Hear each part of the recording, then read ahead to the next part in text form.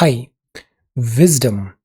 Wisdom is not a product of schooling but of the lifelong attempt to acquire it. Today is 2nd of July 2021. Let us have a quick discussion of all these important topics. Rapid जी के yesterday questions के answers हैं। Singur dam है तेलंगाना में, मंजीरा river पर ये बना है।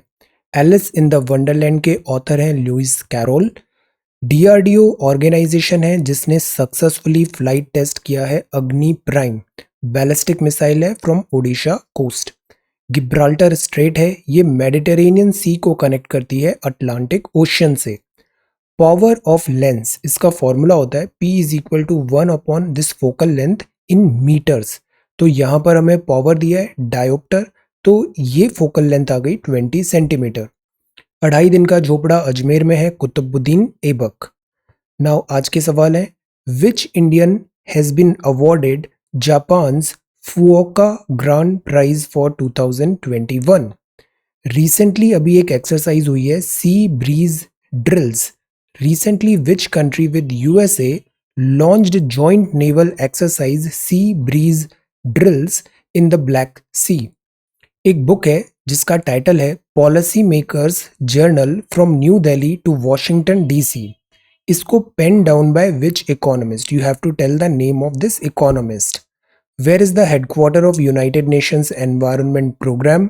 Champaner Pavagadh archaeological park is located in which state?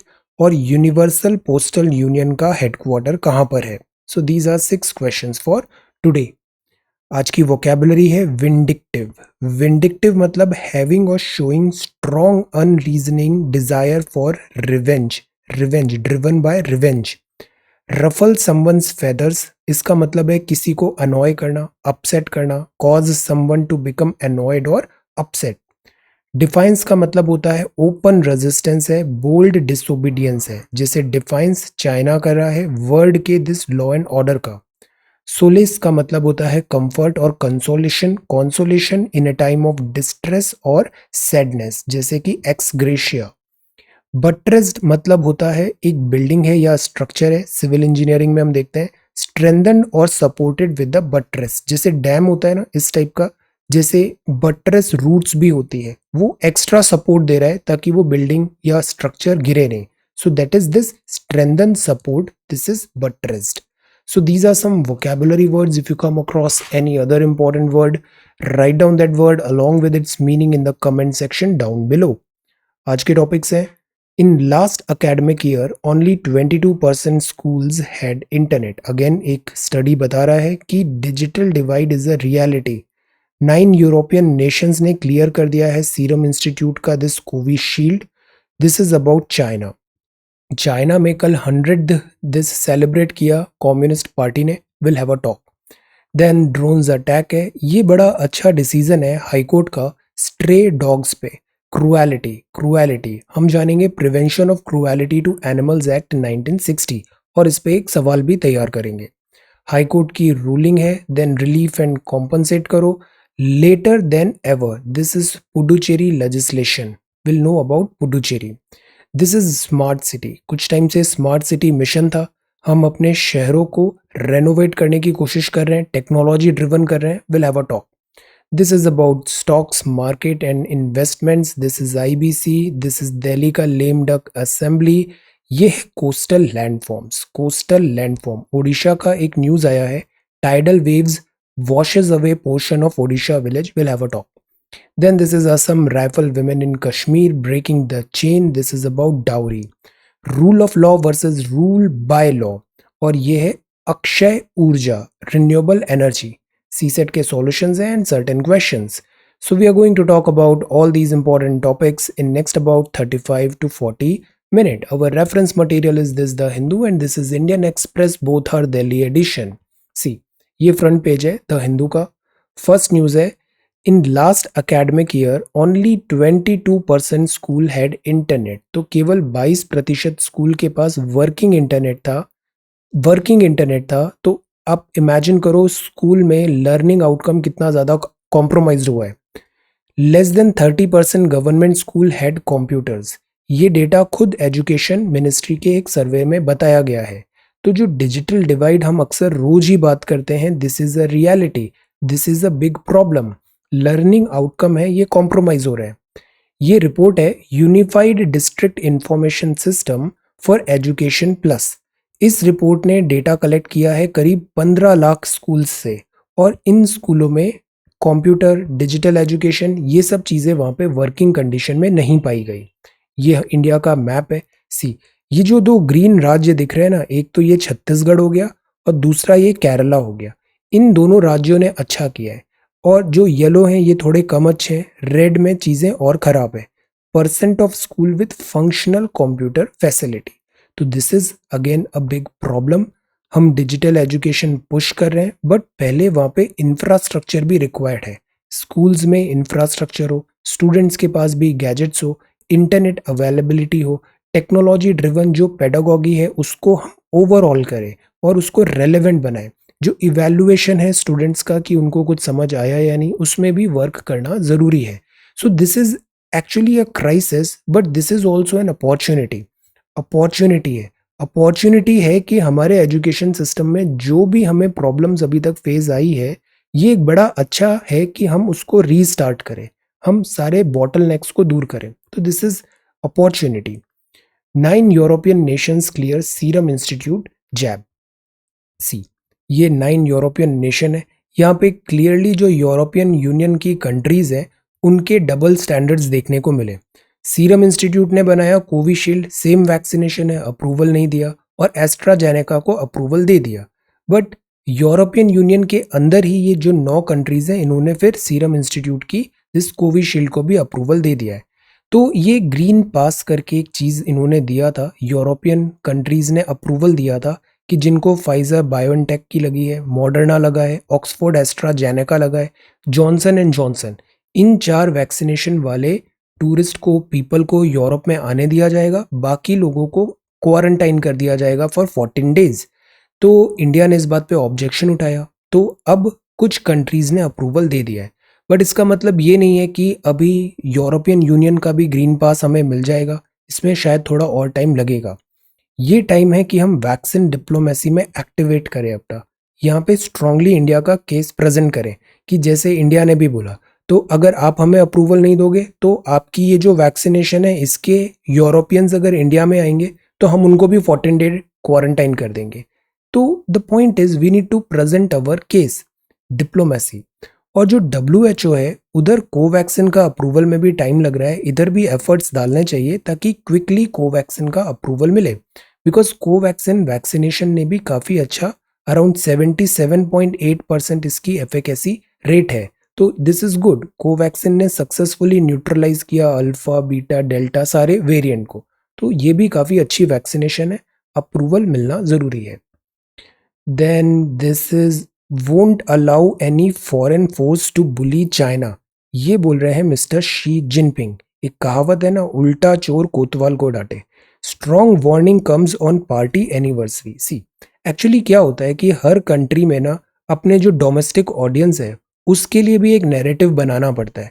तो जो चाइना में ये कम्युनिस्ट पार्टी है ना, ये डोमेस्टिक जो चाइनीज ऑडियंस है, इनकी चाइनीज पीपल है, उनको ये नैरेटिव प्रेजेंट करते हैं।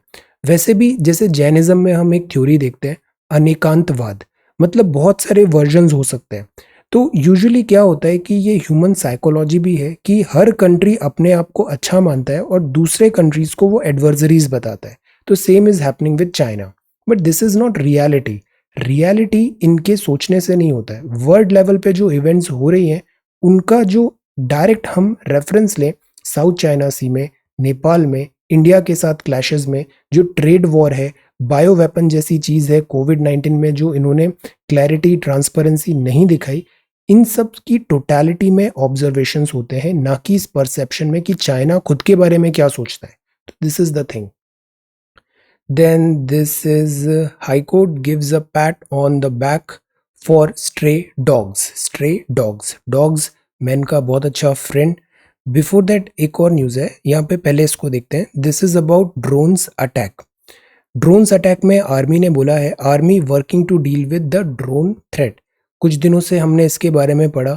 द पॉइंट इज जो ड्रोन्स है ना, इनको मॉनिटर करना बहुत डिफिकल्ट है। We need to change our measures, we need to upgrade our services, upgrade our responses. जैसे जो रडार है वो इतने बड़े ड्रोन्स, छोटे ड्रोन्स को डिटेक्ट नहीं कर पाता है। स्टेट और नॉन स्टेट एक्टर्स दोनों के पास ही अवेलेबिलिटी है ड्रोन्स की। तो इन सब सिनेरियो में ड्रोन अटैक को थ्वाट करना बहुत डिफिकल्ट हो जाता है। इसी बात पे चीफ आर्मी चीफ ने कहा कि हम हार्नेस करें टेक्नोलॉजी जैसे कि आर्टिफिशियल इंटेलिजेंस, एक्सप्लॉइट करें डेप्थ इन आईटी में, रियलाइज करें विजन ऑफ आत्मनिर्भर भारत। हम ओल्ड माइंडसेट को शेड करें। ओल्ड माइंडसेट जैसे आई कीप ऑन सेइंग कि जो पुराने तरीके के वॉरफेयर है ना, ये बदल रहे हैं। आज से 20 साल पहले इवन जो कारगिल भी हुआ ना, वैसा रिपीट अब नहीं होगा। वॉरफेयर चेंज हो गया है। तो शेड करें ओल्ड माइंडसेट को, make our procedure more flexible and adaptive, ताकि जो इक्विपमेंट्स हैं क्विकली इंडिया उनको ला सके। जो इक्विपमेंट्स है उसमें अगर वेयर एंड टेयर है तो उसमें मेंटेनेंस वगैरह है वो वर्कआउट हो पाए। ये सब फ्लेक्सिबिलिटी ज़रूरी है। दिस इज़ द टाइम कि हम बहुत मीन एंड लीन बनाए और ज़्यादा इफेक्टिव बनाए हमारी आर्म फोर्सेस को, टेक्नोलॉजी ड्रिवन बनाए उन्हें। Technology, because nature of warfare is changing, so that is what we need to do कि चेंजिंग थ्रेट्स के अकॉर्डिंगली हम हमारा रिस्पॉन्स डेवलप करें। अब आते हैं दिस स्ट्रे डॉग्स में। हाईकोर्ट ने बोला है स्ट्रे डॉग्स के बारे में एक डिसीजन लिया है कि they have a right to food and water. This is stray dogs. See, stray dogs का एक दूसरा एंगल भी है कि कई बार ये जो स्ट्रे डॉग्स हैं इनसे रेबीज जैसी चीज़ें, डिसीजेस फैलती है।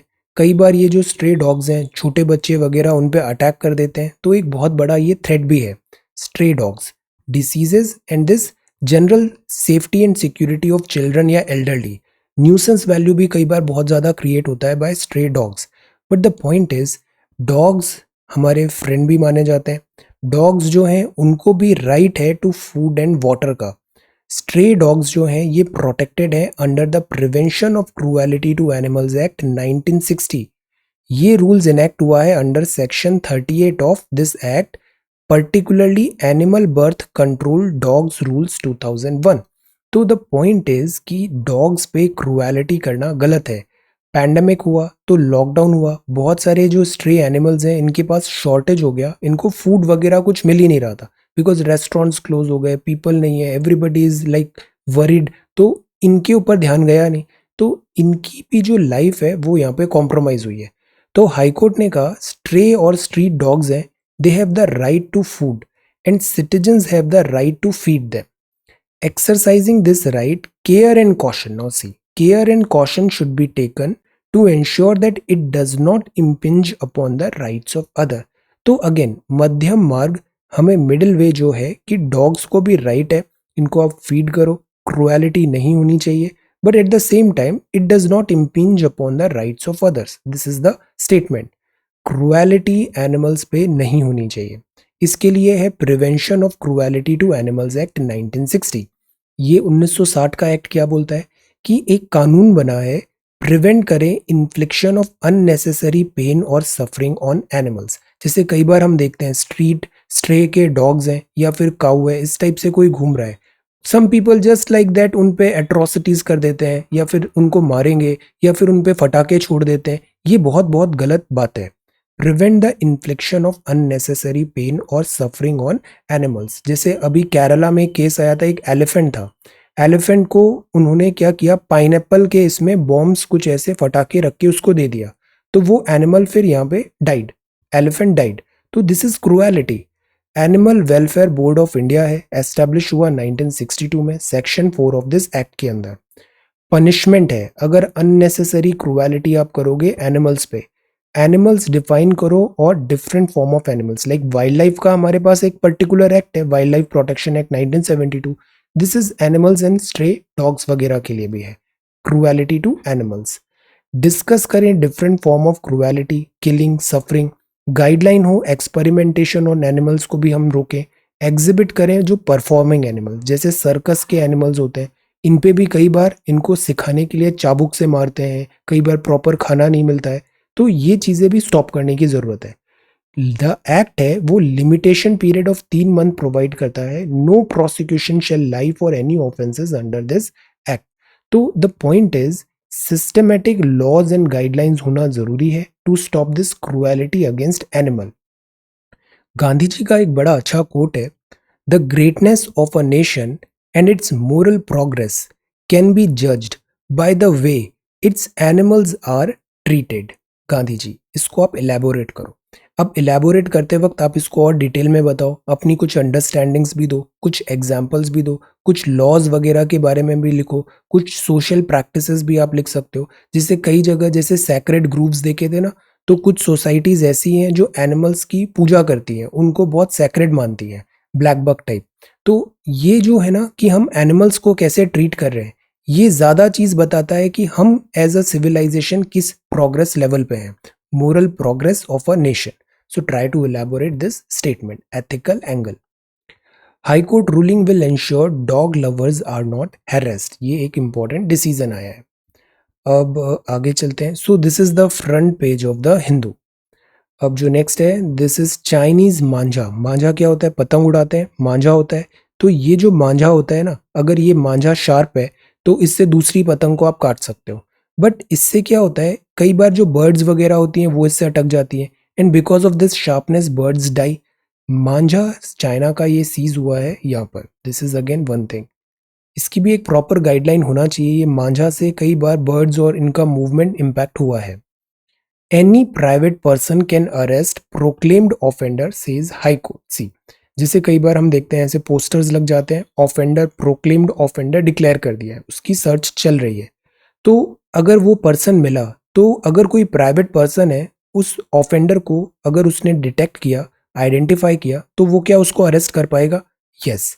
Any private person can arrest proclaimed offender, hand him over without unnecessary delay to a police officer और नियरेस्ट पुलिस स्टेशन। तो ऐसा नहीं है कि केवल पुलिस आएगी फिर वो अरेस्ट करेगी, प्राइवेट पर्सन भी अगर कोई ऑफेंडर डिक्लेयर्ड है उसको अरेस्ट करके पुलिस के हवाले कर सकता है। हमें ज़रूरत है हम नोवल अप्रोचेस करें टीचिंग में भी। अब ये पेज नंबर 3 है, this is page number next, then this is editorial. Editorial में फर्स्ट है relief and recompensate. See, judiciary ने एक्टिवली यहाँ पे डिसीजन जो लिया एक्स ग्रेशिया पेमेंट के लिए, सरकार को बोला, एनडीएमए को बोला, वो एक करेक्ट डिसीजन है।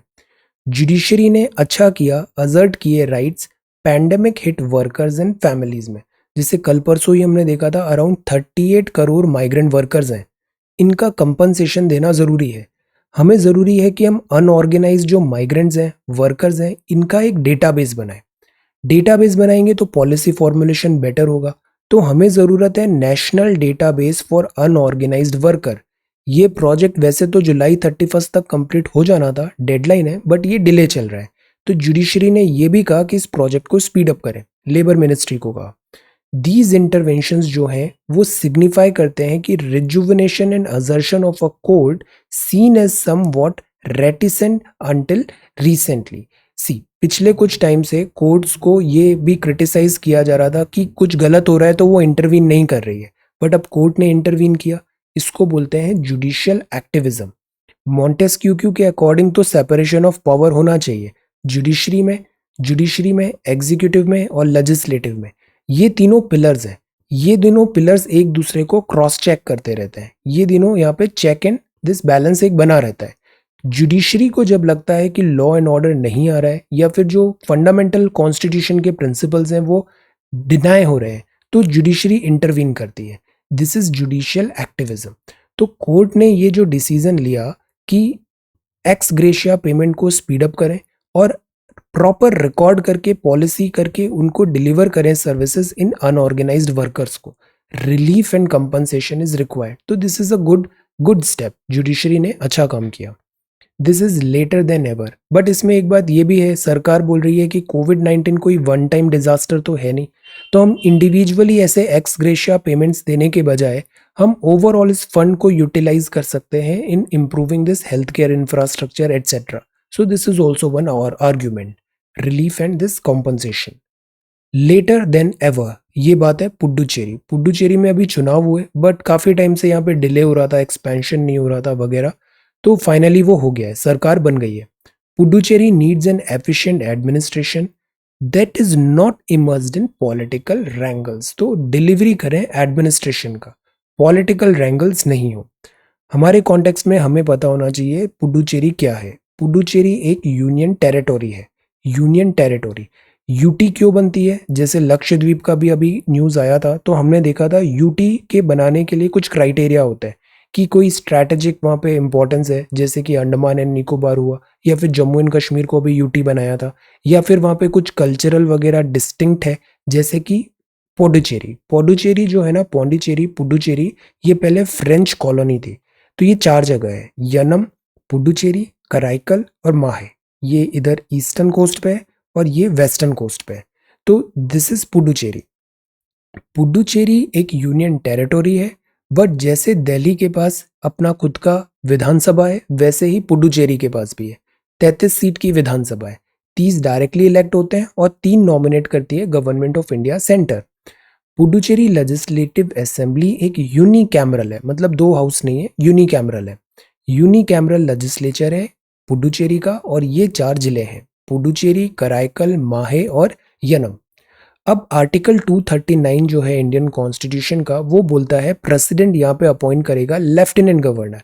अब lieutenant governor is appointed by centre, और दूसरी विधानसभा में यहाँ पे चुनाव से चीफ मिनिस्टर बनाए। तो अक्सर चीफ मिनिस्टर और लेफ्टिनेंट गवर्नर में क्लैशेस होते हैं, जैसे दिल्ली में हो रहा है, सेम स्टोरी यहाँ पे भी रिपीट होती है। तो दिस इज द पॉइंट कि इन सब चीज़ों में जो एडमिनिस्ट्रेशन है वो बैकसीट नहीं लेना चाहिए। तो दिस इज पुडुचेरी। ये जो लीड आर्टिकल है नेक्स्ट, ये बड़ा अच्छा है। ये है about smart city. Smart city, remember sometimes back 6 साल पहले हम स्मार्ट सिटीज़ के बारे में काफ़ी हमने एफिशिएंटली स्टार्ट किया कि हम टेक्नो सेंट्रिक विजन लेंगे, एवरीथिंग स्मार्ट होगा, मेट्रो रेल्स भी आएगी, delivery of services, governance, technology, internet of things, ये सारी चीज़ें आएंगी। तो हमारा ये आइडिया था स्मार्ट सिटी का। अब स्मार्ट सिटीज़ एक्चुअली है क्या? स्मार्ट सिटीज़ का मतलब है कि वहाँ पे no longer remain a reflection of poverty, गरीबी नहीं है, बॉटलनेक्स नहीं है, सिंबल ऑफ एफिशिएंसी है, स्पीड है, स्केल है। ये हमारा विजन था। ऐसे हमने कुछ 100 सिटीज़ सेलेक्ट किए और बोला कि इनको हम स्मार्ट बनाएंगे। स्मार्ट बनाएंगे मतलब एफिशिएंट बनाएंगे, स्पीडी बनाएंगे और स्केल वहाँ पे रहेगी। तो अगर वर्ड में देखें ना, तो ऐसा कोई डेफिनेशन है नहीं स्मार्ट सिटी का। हर किसी का विजन डिफरेंट हो सकता है। Globally there is no uniform definition of smart city. हमारा जो विजन था वो ये था कि एफिशिएंसी, स्पीड, स्केल और टेक्नोलॉजी ड्रिवन हो, वो टेक्नो सेंट्रिक विजन हो।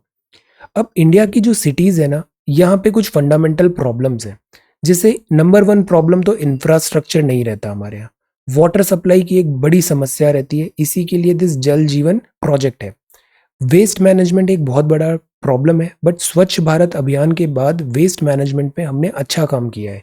सीवरेज, ट्रांसपोर्ट अरेंजमेंट एक बड़ी प्रॉब्लम है, दिल्ली, नोएडा, बैंगलोर में ट्रांसपोर्टेशन डिफिकल्टी है। हाई लेवल ऑफ पॉल्यूशन है, क्लाइमेट चेंज हो रहा है, और बार बार फ्लड्स आ जाते हैं या फिर ड्रॉट आ जाते हैं, जैसे अभी हैदराबाद में फ्लड आए, चेन्नई में फ्लड आए। तो ये प्रॉब्लम्स हैं जो इंडिया के हर सिटी में देखने को मिलती है। कोविड-19 के बाद एक प्रॉब्लम और आ गई, तो अभी स्मार्ट सिटीज का भी डेफिनेशन इवॉल्व हो रहा है। जैसे 2020 का स्मार्ट सिटी अवार्ड्स था, वहाँ ministry of housing and urban affair ने बोला कि हेल्थ रिलेटेड जो integrated command and control centre है ना, ये भी फोकस पे लाओ। मतलब स्मार्ट सिटी में टेक्नोलॉजी है, साथ ही साथ हेल्थ इंफ्रास्ट्रक्चर पे भी फोकस करो और कन्वर्जेंस करो। जैसे और भी बहुत सारे पैरेलल के मिशंस हैं, जैसे अमृत योजना है, अटल मिशन फॉर रिजुविनेशन है, अमृत अर्बन ट्रांसफॉर्मेशन, अमृत योजना, फिर प्रधानमंत्री आवास योजना है, प्रधानमंत्री आवास योजना। तो इधर जो काम हो रहा है उसको कन्वर्ज करो स्मार्ट सिटी में, ताकि अगेन डुप्लीसिटी नहीं हो कि बहुत सारा डुप्लीकेट वर्क हो रहा है, इन्वेस्टमेंट हो रहा है। No, convergence has to be there. Plus अभी जो नया फोकस चल रहा है वो ये है कि हम जैसे पेडेस्ट्रियन होते हैं जो वॉक कर रहे हैं, मोटर व्हीकल में नहीं है, चाहे 2 व्हीलर या 4 व्हीलर, तो हम अपनी सिटीज़ को ऐसे बनाएं कि कम से कम यूटिलाइजेशन हो, कम से कम यूज़ हो मोटर व्हीकल्स का। तो मोटराइजेशन कम होगा तो ऑटोमेटिकली हमारी फ्यूल पे डिपेंडेंसी कम हो जाएगी, हमारा जो फिजिकल डेफिसिट है वो हेल्दी हो जाएगा, हमारा पॉल्यूशन लेवल कम हो जाएगा। तो we need to evolve certain things. जैसे ऑफिसेस भी बना रहे हैं उसी के पास में, जैसे अर्बन प्लानिंग होता है ना, ज्योग्राफी ऑप्शनल में एक ये चैप्टर है पूरा अर्बन प्लानिंग। तो अर्बन प्लानिंग में जैसे सेंट्रल बिजनेस डिस्ट्रिक्ट है, सीबीडी के आसपास आप कौन सी बिल्डिंग्स बनाओ, कम्यूटेशन जो होता है, कम्यूटर्स हैं उनके लिए आप फैसिलिटी दो, पब्लिक ट्रांसपोर्ट चीज़ को बढ़ाओ, तो कम से कम मोटराइजेशन हो। हमें ऐसा बनाना चाहिए शहर को, ज़्यादा से ज़्यादा जो पब्लिक ट्रांसपोर्ट है उसको हम अपग्रेड करें, ताकि हर किसी को अपने इंडिविजुअल व्हीकल को यूज़ नहीं करना पड़े। जैसे दिल्ली में दिल्ली मेट्रो है, this is wonderful. Urban gardens बनाए, वाटर बॉडी बनाए, तो अर्बन गार्डन्स बनेंगे तो ग्रीन, वाटर बॉडी होगी तो ब्लू, तो ग्रीन प्लस ब्लू सिटी की तरफ बढ़े। क्लाइमेट ऑडिट जरूरी हो इंफ्रास्ट्रक्चर का, कि डैमेज तो नहीं हो रहा है, लाइक दैट। तो दीज आर वेज जिससे हम सस्टेनेबल सिटी बना पाएंगे। जैसे एसडीजीज होते हैं, सस्टेनेबल डेवलपमेंट गोल्स, यहाँ पे भी बात होती है कि हम क्लाइमेट रिजाइलियंट सस्टेनेबल सिटीज को बनाए, लिवेबल बनाए, उन्हें रेट्रोफिटिंग करें वहाँ पे, और यूज फॉर द कॉमन्स भी होना चाहिए। सेकंड, जो भी डेवलपमेंट हो रहा है उसको हम डेमोक्रेटाइज करें, मैक्सिमम गवर्नेंस वहाँ पे होना चाहिए। तो जैसे एजुकेशन में हमने देखा क्राइसिस आया है, बट वो क्राइसिस में एक अपॉर्चुनिटी छुपी हुई है, ऐसे ही अर्बन डेवलपमेंट में भी एक अपॉर्चुनिटी छुपी हुई है। Pandemic has come as a remarkable opportunity to review paradigm of smart city. Smart city जैसे अब वर्क फ्रॉम होम हो रहा है, बहुत सारे लोग आईटी के अभी डिफरेंट स्मॉलर टाउन्स अपने रेसिडेंशियल होम्स वगैरह में चले गए, they are working from there. तो पैराडाइम ऑफ स्मार्ट सिटी जो है, यहाँ पे चेंजेस है, उसको हम कैश इन करें, स्टीयर करें course of hundreds of other towns that are not on the map. Why not only this 100, बहुत सारे स्मॉल टाउन्स हैं, उसको भी यूटिलाइज करें, हेल्प करें, प्लान बनाएं, जो पहले की मिस्टेक्स हैं उसको दूर करें, और एक्सपेंसिव टेक्नोलॉजी सॉल्यूशनिज्म से भी थोड़ा बचें। ये नहीं कि बड़े बड़े एक्सपेंसिव गैजेट्स वगैरह हम कर रहे हैं, नो, बेसिक्स पहले हम अपना करेक्ट करें, बेसिक्स पे हम ध्यान दें, तो हम ट्रूली स्मार्ट सिटी बन सकते हैं। अब prepare a note on the smart city mission, ये बड़ा इंपॉर्टेंट है। Urban planning, urban management, socialism, हर एंगल है यहाँ पे। Prepare a note on the smart city mission, और what's your understanding and expectations of a smart city. जैसे शुरू में देखा ना, स्मार्ट सिटी का कोई एक फिक्स टेम्पलेट नहीं है, फिक्स्ड टेम्पलेट नहीं है। सो व्हाट्स योर अंडरस्टैंडिंग, आप क्या समझते हो एक स्मार्ट सिटी में। तो ये जो बातें अभी देखी ना हमने, कि बेसिक चीजें भी करेक्ट हो, हेल्थ केयर भी हो, ब्लू प्लस ग्रीन, एक ये नया हमने सब हेडिंग देखा, ग्रीन प्लस ब्लू सिटी, ये सब चीजें आप लिखो इसमें। और ये भी बड़ा इंपॉर्टेंट क्वेश्चन है, हाई यील्डिंग सवाल है, prepare it. A bubble burst is no figment of the imagination. ये आर्टिकल है about this investment and all में जो चल रहा है, कंफ्यूज्ड है, इन्वेस्टर्स में भी बड़ा टेंशन है। अक्सर क्या होता है, हम अक्सर अपॉर्चुनिटी कॉस्ट की बात करते हैं, जैसे स्टॉक्स वगैरह में 10 साल पहले इन्वेस्ट होता तो अभी वो डबल हो गया होता, ट्रिपल हो गया होता। These are hypothetical. तो जो इन्वेस्टमेंट हम अगर करते हैं ना, तो इसमें हम जो मैक्रो इकोनॉमिक के फंडामेंटल्स हैं उसको भी हमें देखना चाहिए, बहुत ज़्यादा फ्रेंजी नहीं होनी चाहिए। अदरवाइज फिर क्या होता है, ये बबल होता है ना, ये बबल क्रैश होता है और फिर ह्यूज लॉसेस होते हैं, बबल बस्ट होता है। This is the thing, speculations है, बाकी इकोनॉमी में क्या चल रहा है ये सारे स्पेक्यूलेशंस है यहाँ पे। देन आईबीसी कुछ ही दिन पहले नोट बनाया था। आईबीसी का बेसिक्स हमें समझना है, स्ट्रेस्ड एसेट रिजोल्यूशन कैसे ये वर्क कर रहा है, insolvency and bankruptcy code. Insolvency क्या होता है, बैंक्रप्सी क्या होता है, ये चीजें, लिक्विडेशन क्या होता है, have a look, last month में हमने ये पढ़ा था। Delhi's lame duck assembly, lame duck assembly वो होती है जिसके पास कोई पावर नहीं है। ये किस कॉन्टेक्स्ट में है, 29 अप्रैल को हमने पढ़ा था, एनसीटी एक्ट आया 2021। एनसीटी एक्ट 2021 ने क्या किया कि जो गवर्नमेंट की डेफिनेशन है ना, तो गवर्नमेंट का मतलब हो गया लेफ्टिनेंट गवर्नर, मतलब चीफ मिनिस्टर की कॉम की जो भी गवर्नमेंट डिसीजन ले रही है, वो सारे डिसीजन पास थ्रू होंगे लेफ्टिनेंट गवर्नर से। लेफ्टिनेंट गवर्नर जैसे पुडुचेरी में देखा, तो यहाँ दिल्ली के लेफ्टिनेंट गवर्नर से। तो दिल्ली, पुडुचेरी में तो 33 सीट की विधानसभा है, दिल्ली में 70 सीट की विधानसभा है। तो विधानसभा क्या लेम डक हो जाएगी, बिकॉज डिसीजन तो पास सारे लेफ्टिनेंट गवर्नर के थ्रू होंगे। रीजन इसलिए दिया कि लेफ्टिनेंट गवर्नर का, बिकॉज दिल्ली कंट्री का कैपिटल भी है, यहाँ पे स्पेशल जैसे पुलिस वगैरह है वो नहीं दिया गया है। तो द पॉइंट इज कि एक बैलेंस होना जरूरी है। सेंटर चाहे वो कोई भी गवर्नमेंट हो, दिल्ली को वो कभी भी फ्री नहीं रखती है कंप्लीटली, कि दिल्ली को एक इंडिपेंडेंट स्टेट नहीं मिलेगा, दिल्ली यूटी बनी रहती है। द पॉइंट इज कि अब यहाँ पे लेम डक हो जाएगी क्या विधानसभा। इसमें बात आती है कॉन्स्टिट्यूशन के इथोस का भी, कि जैसे लोगों ने जिस चीफ मिनिस्टर का चुनाव किया है, तो क्या उसके पास रियल पावर नहीं होनी चाहिए, ये एक सवाल उठता है। Delhi's lame duck assembly. बाकी दिल्ली एक यूटी है। आर्टिकल 239 में पुडुचेरी था। आर्टिकल 239 डबल ए में 1991 में दिल्ली को ये एक स्पेशल प्रोविजन दिया। कॉन्स्टिट्यूशन ने इंसर्ट किया एक्ट 1991 में। इसके थ्रू लेजिस्लेटिव असेंबली बनेगी विधानसभा 70 सीट की दिल्ली में। तो इसके पास बहुत सारे पावर है एक्सेप्ट पब्लिक ऑर्डर, पुलिस और लैंड। तो ये तीन चीजें हैं ना वो दिल्ली गवर्नमेंट को डिप्राइव कर रखी है। पब्लिक ऑर्डर, पुलिस, लैंड, ये तीन चीजें हैं वो सेंटर देखेगा ना कि स्टेट गवर्नमेंट दिल्ली के केस में। और ये लिखा है आर्टिकल 239 डबल ए दिस 1991। अब आगे बढ़ते हैं। तो अक्सर यहाँ पे फाइट बनी रहती है lieutenant governor versus chief minister of UT, constant tussle रहता है। Then this is the next one. नए डेप्यूटी चीफ बने हैं आर्मी और एयरफोर्स के वी आर चौधरी साहब और S K Sharma ji, take charge. Then defence services workers barred from strike, इनको स्ट्राइक का अधिकार नहीं है। Ordinance notify prison term and fines for inciting strikes declared as illegal. ये क्यों हो रही है? जैसे ये प्रोटेस्ट चल रहा है जबलपुर में प्राइवेटाइज करने का 41 ऑर्डिनेंस फैक्ट्री। ऑर्डिनेंस फैक्ट्री इसका कॉर्पोरेटाइजेशन की बात है, प्राइवेटाइजेशन की। कुछ ही दिन कल परसों ही आपने प्राइवेटाइजेशन पे बड़ा अच्छा नोट बनाया था, वेरी गुड। अभी मैं कुछ कंपाइलेशंस भी शेयर करूंगा जो आपने आंसर्स लिखे हैं उसके, ओके। तो ये जो प्राइवेटाइजेशन है इसके ड्रॉबैक्स भी हैं। इसमें हमने कंक्लूजन यही ड्रॉ किया था कि जो सेलेक्टिव स्ट्रैटेजिक प्राइवेटाइजेशन करने का जरूरत पड़े भी तो वो स्टेक होल्डर्स को कॉन्फिडेंस में लेके होना चाहिए, डिबेट एंड डिस्कशन। अदरवाइज इस टाइप के प्रोटेस्ट वगैरह होते हैं। और अब यहाँ पे डिफेंस सर्विसेज को बोला है कि आप प्रोटेस्ट नहीं कर सकते, स्ट्राइक नहीं कर सकते, क्योंकि वो फिर इलीगल है। लेट अस सी इसमें अब क्या डेवलपमेंट होता है, इसको हम रिविजिट करेंगे। Then this is drone threat है और सीजीआई ने कहा कंडम्स अटैक ऑन डॉक्टर्स पे, अटैक इज नॉट राइट।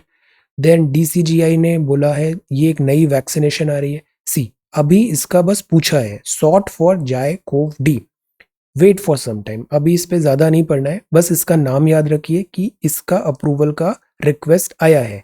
ये क्या है? वर्ल्ड की पहली प्लाज्मिड डीएनए वैक्सीनेशन है, एक नई टाइप ऑफ वैक्सीनेशन दिख रही है। कोविड-19 सेट दिस जाइडस कैडिला।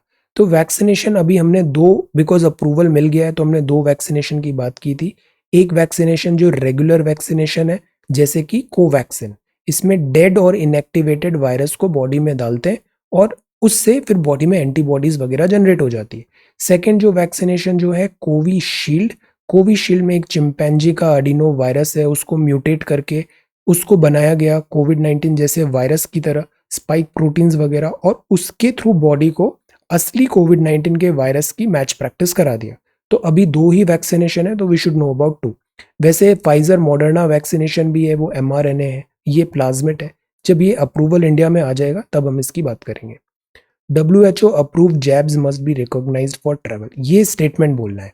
जैसे ग्रीन पास था ना, तो we should use this statement कि all WHO approved jabs must be recognised for travel. United Nations ने भी कहा है vaccine divide should not widen, global health agency, this is a strong statement, we should follow this line.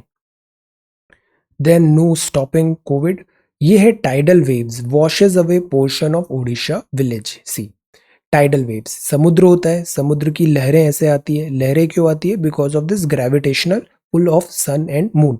तो tides आता है, tides मतलब जैसे up tides आ रहा है, पानी चढ़ेगा फिर पैसे पीछे उतरेगा। उड़ीसा में ही चांदीपुर बीच है, इस चांदीपुर बीच में किलोमीटर्स पीछे पानी चला जाता है। अब बिकॉज पानी का कंटिन्यूअस इम्पैक्ट हो रहा है लैंडफॉर्म में, तो यहाँ पे इरोजन भी होता है और डिपोजिशन भी होता है। इरोजन का मतलब चीजें हटाना, मिट्टी हट रही है। डिपोजिशन मतलब जो मिट्टी हटी है वो मिट्टी डिपॉजिट हो रही है।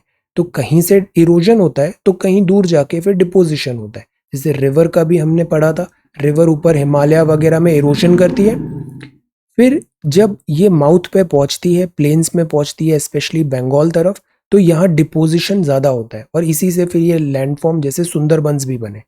अब बात है समुद्र की, तो समुद्र की भी वेव्स आती हैं, फोर्स से आती हैं, तो इरोजन करेगी, कटाव होगा और उस मिट्टी को कहीं और डिपॉजिट करेगी तो वो डिपोजिशन होगा। तो टाइडल वेव्स जो होती है ना वो इस टाइप के लैंडफॉर्म बनाती है।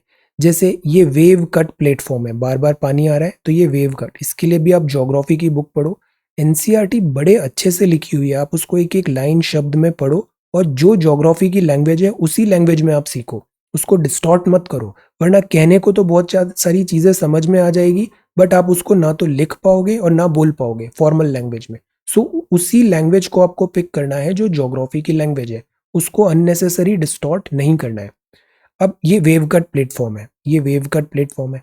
हेडलैंड है। क्लिफ क्या होता है, जैसे क्लिफ जंपिंग होती है ना, ऐसे यहाँ पे इरोजन हो गया, फिर ऐसे पहाड़ टाइप का ऐसे स्ट्रेट दिख रहा है, क्लिफ जंपिंग। ये बीच है। बीच क्या होता है, डिपोजिशनल हो जाएगा, यहाँ पे ऐसे सैंड्स काफी फाइन हो जाएगी। ये कोलैप्स्ड क्लिफ है। बे, जैसे बे ऑफ बंगाल, ऐसे ओपनिंग।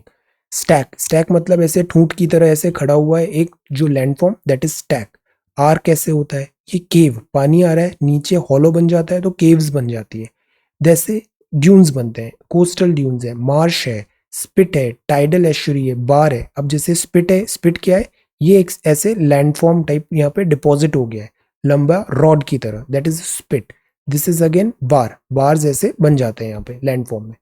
तो इसके लिए आप एक तो एनसीईआरटी का चैप्टर देखो, एक बार रिविजिट करो उस चैप्टर को। Landforms, coastal wave cut landforms है, इरोजनल डिपोजिशनल लैंडफॉर्म्स है। सेकंड, अगर आपको थोड़ा और टाइम मिले तो जीसी लियोंग का भी ये कोस्टल लैंडफॉर्म का चैप्टर बड़ा अच्छा है, एक बार आप उसको भी रिविजिट करो, आज करना है, दिस इज इंपॉर्टेंट। तो ये ओडिशा में यहाँ पे वेव्स के कारण इम्पैक्ट हुआ और विलेज का बहुत सारा पोर्शन वॉश अवे हो गया। Tidal waves washes away portion of Odisha village. कुछ ही दिन में ज्योग्राफी का ये क्वेश्चन पे भी हम आंसर राइटिंग करेंगे। ओके, अब जो नेक्स्ट है वो है Xi, Mister Xi. Macron worries about this radicalisation. और यहाँ पर है पीएमआई, मैन्युफैक्चरिंग जो है श्रैंक हुआ जून में। आईएचएस मार्केट का डेटा आ गया है। ये जो पीएमआई का डेटा 50 से ऊपर होता है तो एक्सपेंशन है, 50 से नीचे जैसे 48.1 आया मतलब डिक्लाइन हो रही है economic activities. Purchasing managers index slid to 48.1 from 50.8, IHS market इसको देती है। ये लगभग हर महीने के शुरुआत में ये डेटा आता है। Auto dispatches jump on easing curbs, autos sales बढ़ रही है। Need to formalise large underbelly of economy, see formalisation of work force is important. Unorganised sector का आइडेंटिफिकेशन इंपॉर्टेंट और उनका स्मूथ ट्रांजिशन करना ऑर्गेनाइज्ड सेक्टर में। Okay, अब जो नेक्स्ट है, दिस इज स्पोर्ट्स, विंबलडन चल रहा है। ये आगे एक और न्यूज़ है यहाँ पे, मिस्टर शी के बारे में है ये। She hails national rejuvenation on this centenary, 100 साल ऑफ 1921 से लेके 2021 कम्युनिस्ट पार्टी ऑफ चाइना। ये इंडियन एक्सप्रेस में अभी आगे आते हैं। तो ये जाइडस कैडिला की एक है, फर्स्ट डीएनए कोविड वैक्सीनेशन करके आ रही है, इसको थोड़े दिन बाद देखते हैं। यहाँ कुछ दिया तो है but let's wait for some time. Mr. She's warning, broken heads bloodshed if bid to bully China. Now look at the language. ये एक स्टेट हेड है और इस टाइप की दिस लैंग्वेज यूज हो रही है यहाँ पे। Broken heads bloodshed if bid to bully China. तो दिस टेल्स कि चाइना किस डायरेक्शन में चल रहा है। अब स्टेट का हेड ऐसे बात करेगा तो imagine down the line soldiers वगैरह कैसी बात करेंगे, किस एक्शन किस थॉट प्रोसेस से उनका वर्क ड्रिवन होगा। This is the problem with China. Revengeful rise, revengeful rise कभी सही नहीं होता है, रिवेंजफुल राइज है। माओ जेडोंग जो है उसने बोला स्टूड अप करो चाइना।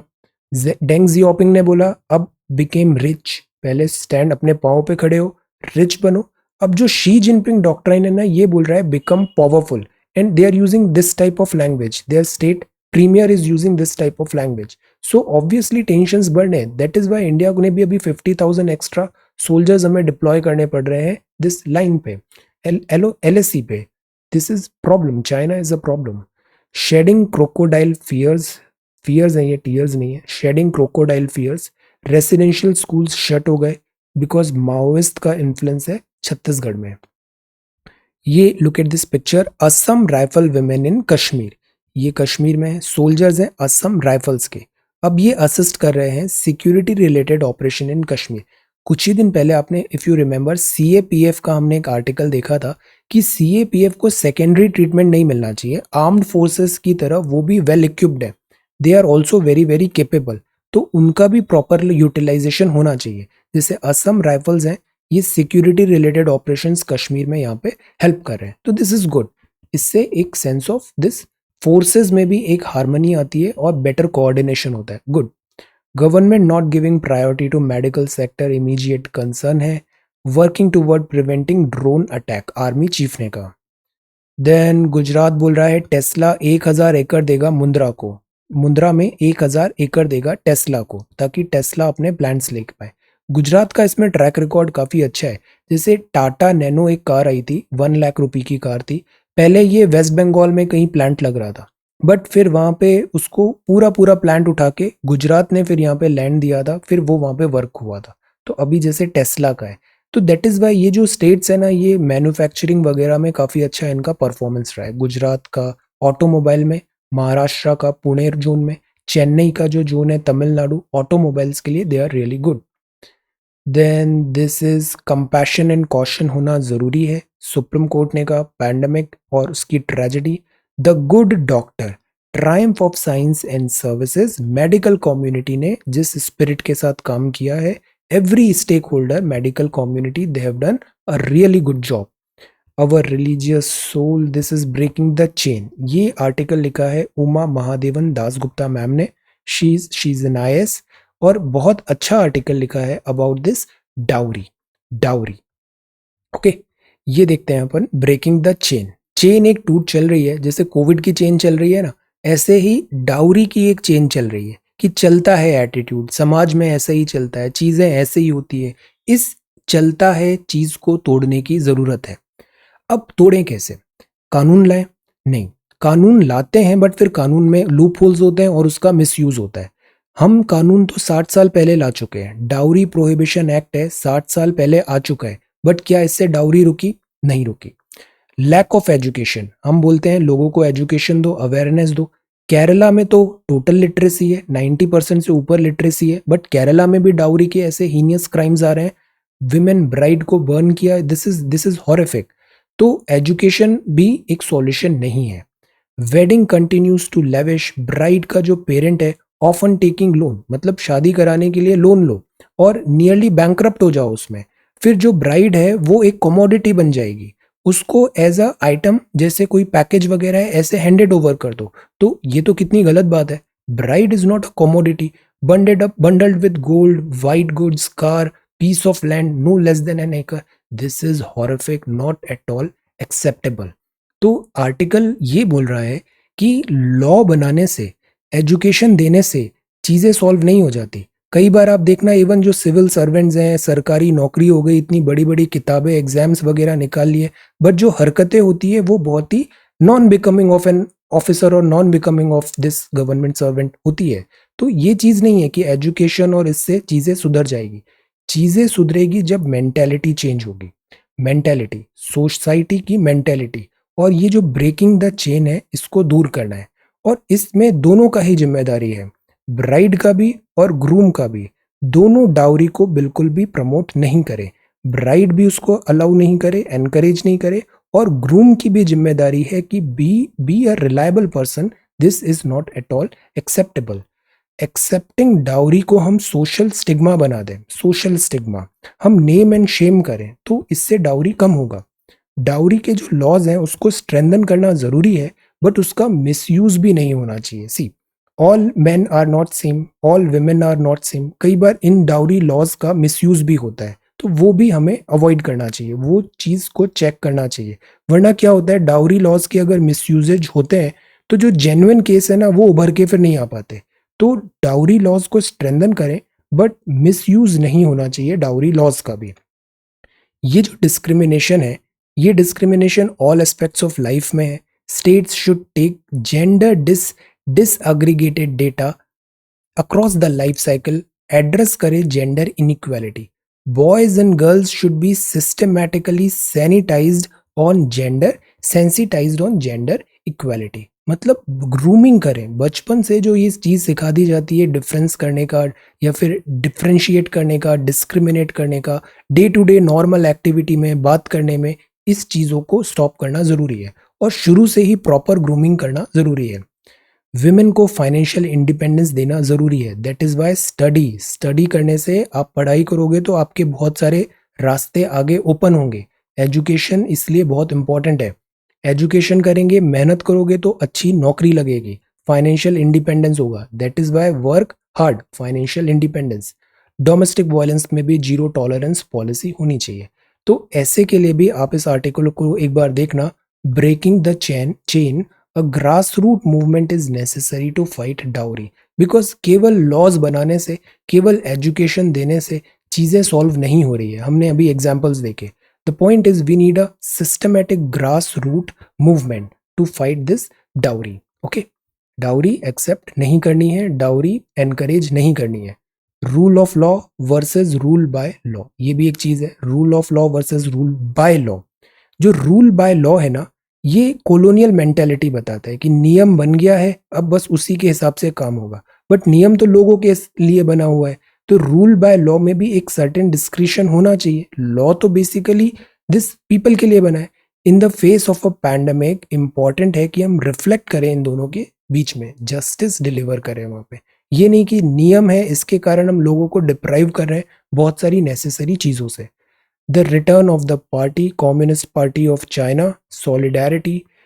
ये एक वैक्सीनेशन है, हाउ इज इट डिफरेंट, जब ये अप्रूवल हो जाएगा, आ जाएगी, तब बात करेंगे। Facing up the drones challenge, ये बड़ा अच्छे से दिया हुआ है कि कंट्री को पॉलिसी चेंज करना पड़ेगा। आर्म्ड फोर्सेस को भी ज्यादा निम्बल टेक्नोलॉजी ड्रिवन बनने की जरूरत है। द वर्ड, ये इतना ज्यादा पॉम्प एंड सेलिब्रेशन हो रहा है दिस यहाँ पे टियानमेन स्क्वायर बीजिंग में। 100th एनिवर्सरी है founding of Chinese Communist Party. Projections, then this is historic north west heat है। अब यूएस कनाडा में एक और प्रॉब्लम हो रही है, गर्मी बहुत बढ़ गई है अचानक। ये इसलिए हो रहा है बिकॉज एक हाई प्रेशर का डोम बन गया है। डोम जैसे हीटिंग आइलैंड इफेक्ट देखते हैं ना, शहर के आसपास ऐसे डोम बन जाता है जहाँ पे एक्स्ट्रा गर्मी नजर आती है। ऐसे ही एक डोम आ गया है हाई प्रेशर का नॉर्थ वेस्ट में, कनाडा और नॉर्दर्न यूएसए में, और उसके कारण हाई प्रेशर वगैरह यहाँ पे गर्मी बहुत बढ़ गई है। यूजुअली यहाँ पे एसी भी नहीं रखते हैं लोग बिकॉज टेम्परेचर 16 17 18 डिग्री ही रहता है, बट अब 40 प्लस चल रहा है टेम्परेचर। ट्रम्प ऑर्गेनाइजेशन, ट्रम्प वापस आएगा।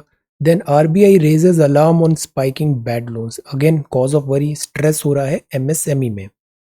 देन आईटी हार्डवेयर है, मैन्युफैक्चरिंग पीएमआई मंथ है, लो चल रही है। इतने कंट्रीज ने ये जो कॉर्पोरेट मिनिमम कॉर्पोरेट टैक्स था 15% G7 का अप्रूवल कर दिया है 130 कंट्री ने।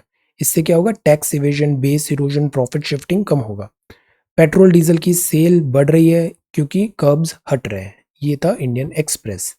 अब हिंदी में हम देखते हैं अक्षय ऊर्जा। अक्षय मतलब नवीन, वापस रिन्यू हो जाती है। ये वो चीज होती है, वो ऊर्जा एनर्जी होती है जो प्रदूषण भी नहीं करती है और इसका सोर्स डिके नहीं होता। जैसे कोल है, पेट्रोलियम है, ये नॉन रिन्यूएबल है।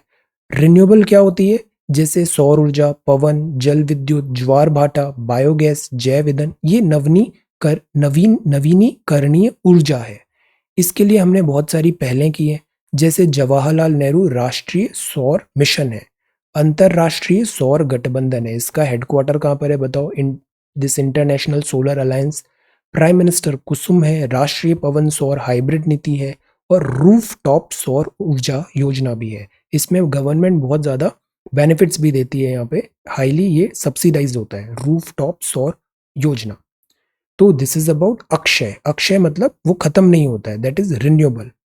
सीसेट है, बड़ा आसान था। प्रेजेंट एज राम की एक्स है, शाम की कितनी होगी, x-16। तो अब गिवन है x minus this, x is equal to thrice of x-16 minus x। Condition given है 3 times as old as Shyam, तो x आ जाएगा, दिस इज 30। ओके, ये भी अच्छा सवाल है। प्रेजेंट एज डेनिस का 5 है तो विशाल का 3 हो गया। प्रेजेंट एज विजय का x है तो विशाल का कितना होगा, x-6/18। बट गिवन है 3, इक्वेट करेंगे तो x आ जाएगा 60, तो विजय की एज है 60 ईयर्स। 6 ईयर्स है वो। इस टाइप के सवाल में ना पहले प्रेजेंट का रेफरेंस देखना होता है। 6 साल पहले, 6 साल बाद, ऐसे दो चीज दिखाएंगे। तो 6 साल पहले a 6x है, b 5x है, बिकॉज 6:5 का रेशियो दिया हुआ है। 4 साल बाद मतलब ये प्रेजेंट है, पहले 6 पीछे गए फिर 4 आगे गए, तो टोटल डिफरेंस कितना हुआ, 10। तो a कितना हो जाएगा, 6x+10, b हो जाएगा 5x+10, 10-10 साल बढ़ा दो। अब इनका रेशियो दिया हुआ है, x2 आ जाएगा, प्रेजेंट एज कैलकुलेट कर। ये सवाल है, a group consist of 2 male 2 female 3 children, average age of male 67 year है, that of the female is 35 year, so that of the children is 6 year. Read it, what is the average age of the group, average find करना है। ये सारे data को आप लिखो। जब भी इस टाइप के सवाल आते हैं ना, उनको लिख लेना चाहिए यहाँ पे। लिखते ही क्या होता है, वो चीज़ समझ में आने लग जाती है, वरना अदरवाइज लैंग्वेज में हम कई बार फंस जाते हैं। इन सारे डेटा को आप लिखो, जो भी डेटा लिखा है टैबुलेट करो and you will get the answer. Average age of group of 30 boys 60 है। A boy of age 19 leaves the group, हट गया, नया बॉय ने ज्वाइन किया, तो जो न्यू एवरेज है वो हो गया 15.8। Again age of the new boy, typical question है। 4 years ago average age of A and B 20 साल था। Today average A of B और सी का 25 साल है, तो एज ऑफ सी क्या होगा after 7 years? Again easy one. Age के हर साल 2 या 3 सवाल आए हैं पेपर में, 2 या 3 सवाल, 2.5 नंबर का एक सवाल होता है, मतलब आप 10 नंबर यहाँ से निकाल सकते हो, 5 से 7 नंबर। तो ये चीज़ें मिस नहीं करनी है, इसको बड़े अच्छे से आप सॉल्व करो। Okay, then this is CSAT. C set के बाद हमने देखा this is land forms. Then this is Delhi assembly. Smart city पे आज एक नोट प्रिपेयर करना है, और उसके पहले दिस एनिमल एट्रोसिटीज पे भी हमें देखना है, ethical angle. Okay, so this is 2nd of July 2021. Thank you so much for watching this video. Take care, study well, and be safe.